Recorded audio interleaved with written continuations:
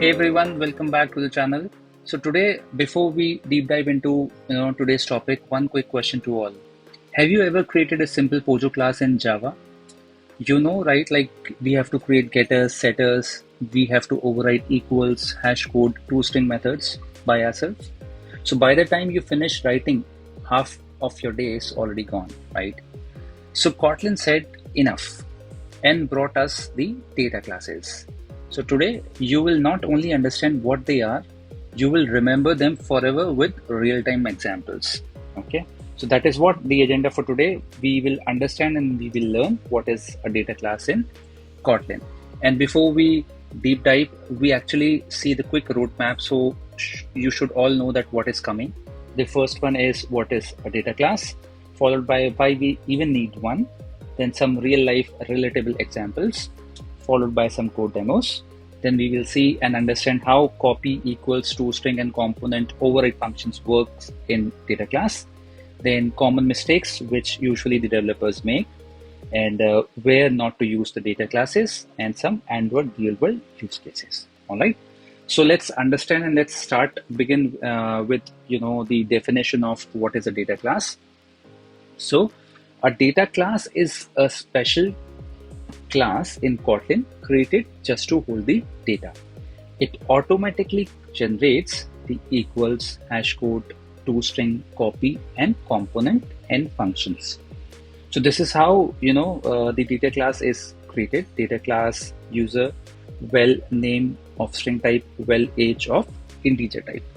So basically with just these two lines, Kotlin will create around 50 to 60 lines of code behind the scenes, but you will get all the superpowers. You don't have to see, you don't have to write all the 50-60 lines. Rather, you will just have the superpowers. Whichever function you want to use, you will have the access to it by itself. You don't have to do it manually, just like a normal class or a Pojo class, which we do in case of normal Pojo classes, right? Now, let's understand basically why do we need the data classes, okay? Before we go and understand why do we need the data classes, I'll just give you a simple layman example. For example, let's say there is a food delivery style, right? Think of a data class like a Swiggy or Zomato order sample, okay? You don't need all the restaurant details, all the cook details, all the kitchen secrets. Rather, you just only want the data you care about, like the food name, the price of the food, and the quantity you are going to get it. So that's exactly what a data class is. A small, clean, compact folder that gives you only what you need. Okay. Now, we will understand why do we need the data classes. So without data classes, you would write all the boilerplate manually. That's what I told you the first slide. You have to write everything by yourself, like equals, hashCode, toString, and copy. The data classes automate all that, so you can focus on writing logic rather than writing the junk code. Okay, you don't have to focus or worry about how these equals, hashCode, and all of these methods will work. Rather, you just focus on your business logic rather than focusing on all of these methods, because these will be coming up all together by itself when it is a data class. All right. Now, demo of superpowers, the one that we were discussing about right in the last slides. The first one is toString. So like there is an example, well u equals to user, a data class which has two parameters, like the one that we have described here, right? The string and the age. So the string says Amit and the age is 27. Now we print u. All right. So the output would be user, the name would be Amit, and the age would be 27. Okay. So it is, if you see this, it is very much clean and very much perfect for debugging. All right. I hope you don't have any questions and concerns in this. It is very straightforward how the toString is going to work. This is how you can fetch the details from this data class. Now we will see another superpower of a data class, that is equals and hashCode. So there is a val of one equals to user. I mean, there are two different objects. One is user with Amit and 27. The another one is again user with Amit and 27. Now we are trying to print u1 equals u2. So it is going to be true. Why? I'll tell you. Because guys, just focus. This is very much important. The data classes compare values, not the memory reference. I hope you have seen one of my previous videos where I have actually explained you the difference between equals and the triple equals, right? So in case of double equals, if it is not a data class, it will actually compare the memory reference. It will see what exactly the object reference is, if it is equal or not. But at the same time, if it is a data class, then it will actually compare the values that is being passed in the parameters rather than the memory reference. All right. And now in this case, since it is a data class and since both of the values inside the parameters are equal, it is going to return you true. So that is what the importance of equals and hashCode. All right. Now let's try and understand the superpower, the third superpower, that is the copy method. Okay. So it is a very simple narration and simple layman example. Ever duplicated an order on Zomato? The same food, you just tweak one item. That's exactly what the copy function does. If user 1 is an object with user Amit and 27, and you want to copy or you want to just replace the age, so what you do is you create another object equals to the user 1 dot copy, and you just manipulate the age. That is how the copy function or the copy method works. All right. So the Amit, the name remains same with no impact. Only the age has been impacted. And in the future, if you want to print the user 1 or you want to print user 2, so the user 2 will actually give you the latest result with the same name Amit and the latest age, that is 28. All right. Now we will understand the fourth function of this data class, that is the componentN. It is nothing but the destructuring way. So val name age equals to u1. All right.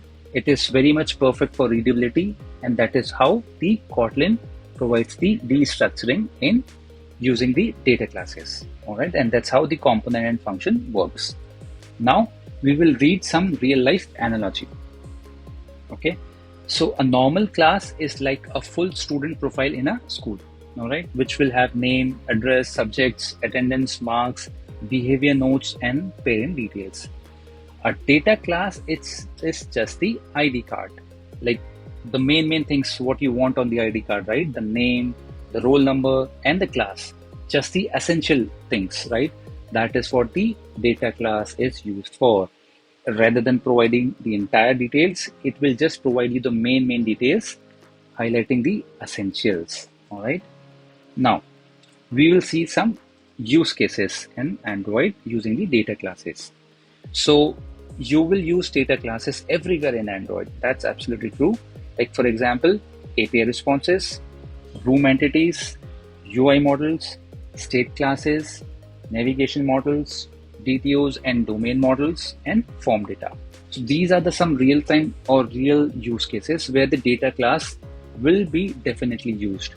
If your class is just storing values, then it should be a data class for sure. Don't make a simple class and try to store it. There is no point.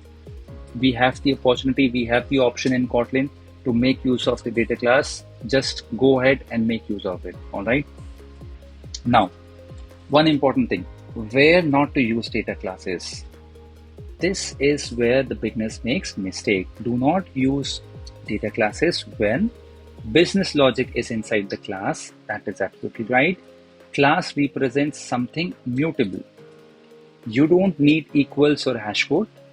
You want identity, not equality. Example, live objects, database connections, and view models. So data class are meant for data, nothing more. If there is anything else, any kind of business logic, anything like above in these examples, then don't make use of it. Just try to make use of some another class which is much more relevant to your use case or to your business logic. All right. Now, The data classes versus normal classes. So you use a data class when you need to compare values, that is correct. You need to copy values, again, that is correct. You need clean logging, you need destructuring, and you want less boilerplate code. So if you have any of these cases, go ahead with the data class. Versus you use a normal class when their behavior matters, identity matters, inheritance is required, or mutation is heavy. If there is any one of them, just go ahead with the normal class. Don't make use of the data class. All right. The common mistakes. Mistake 1, using var everywhere. So data class prefer val for immutability. It does not want you to change the values. If the things are immutable, that is the best way, that is the best play where you should make use of a data class. Avoid using var instead of val. Second mistake, using default implementations. Never rely on equals or hashCode for huge nested lists. Okay. Third mistake, using them in inheritance. All right. So data classes should really be extended. Guys, this is one of the most important and frequently asked Android interview question, that can data class be extended or not? So to answer this, the first thing is that the classes in Kotlin are by default final in nature. You have to make it open to make it extendable or inherited by any other class. First thing. Second, can data classes, if we make it open, can we extend it by some another class? The answer is no. I'll tell you the reason. The reason is, let's say we have a class, data class, which has two parameters, same as name and age. Now you have another class, a simple class, which just has the age. All right. Now that particular class, if you extend that class with your data class, so the Kotlin compiler will get confused.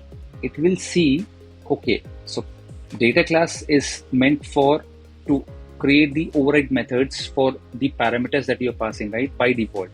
But when it will see that, okay, your class is just having one parameter, that is age, but the data class is having two parameters. So it will get into ambiguity that, okay, I have to create all of the equals, hashCode, or toString or copy functions for which class? Just for one parameter, your class, or for the data class that you are extending?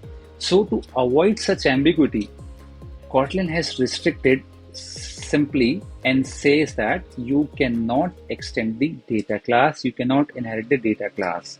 That is the reason, that is the most commonly made mistake by any developer to when they try to extend the data class with some another class. All right. So the final takeaway, guys, a data class in Kotlin's shortcut to creating clean, powerful, boilerplate free models. If your class holds data, make it a data class. If it holds behavior, then don't go with the data class. And always remember, guys, data classes are like ID cards, small essential identity-based summaries for larger objects. Okay.